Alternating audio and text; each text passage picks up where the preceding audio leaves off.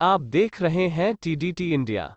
नई दिल्ली। पूजा स्थल अधिनियम 1991 प्लेसेस ऑफ वर्शिप एक्ट 1991 पर केंद्र को अपना रुख स्पष्ट करने के लिए सुप्रीम कोर्ट द्वारा निर्धारित 12 दिसंबर की समय सीमा से पहले केंद्रीय गृह मंत्री अमित शाह ने गुरुवार को कहा कि कोई भी कानून न्यायिक समीक्षा से ऊपर नहीं है।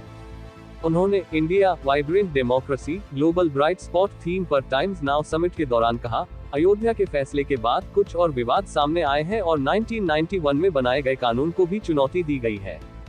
मुझे इन मुद्दों के बारे में सार्वजनिक मंच से नहीं बोलना चाहिए क्योंकि ये विचाराधीन है। हालांकि मुझे कहना होगा कि हर कानून को न्यायिक समीक्षा से गुजरना चाहिए। पूजा स्थल विशेष प्रावधान अधिनियम 1991 एक कानून है जो 15 अगस्त 1947 तक अस्तित्व में आए हुए किसी भी धार्मिक स्थल को एक आस्था से दूसरे धर्म में परिवर्तित करने और किसी स्मारक के धार्मिक आधार पर रखरखाव पर रोक लगाता है। केंद्र की तत्कालीन नरसिम्हा राव सरकार ने 11 जुलाई 1991 को पूजा स्थल विशेष प्रावधान अधिनियम 1991 लागू किया। अंग्रेजी में इसे places of worship special provision act 1991 नाम से जाना जाता है।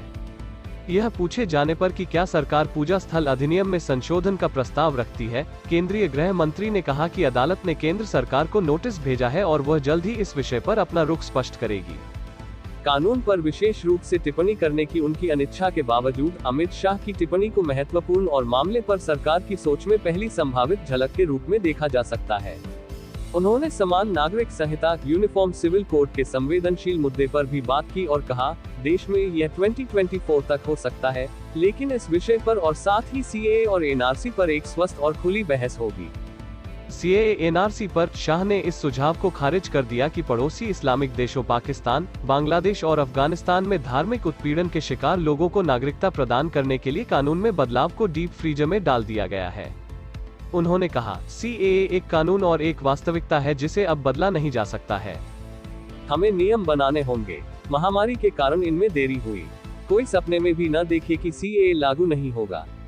जो लोग ऐसा सोचते हैं वे गलत है।